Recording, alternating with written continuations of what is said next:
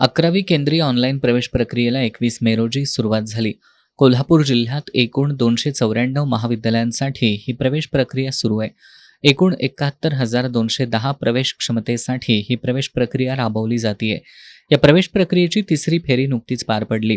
यामध्ये आत्तापर्यंत 42,000हून अधिक विद्यार्थ्यांनी प्रवेश घेतलाय, तर अद्याप 28,000हून अधिक जागा रिक्त आहेत, अशी माहिती सहाय्यक शिक्षण संचालक डॉक्टर गणपती कमळकर यांनी दिली. आणि 1 ते 3 राऊंडमध्ये जे झाले, त्या राऊंडमध्ये 42,606 विद्यार्थ्यांनी प्रवेश घेतलेले आहेत.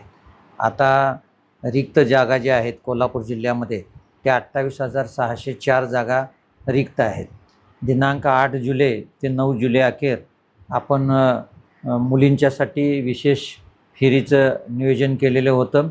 त्यानुसार आज ज्या मुली प्रवेश घेणार आहेत त्यांना कॉलेज निश्चित केलेलं आहे आणि दिनांक 13 आणि 14 तारखेला जुलै रोजी मिळालेले जे महाविद्यालय आहेत त्या महाविद्यालयामध्ये मुलींना प्रवेश घेण्यासाठी संधी देण्यात येणार आहे.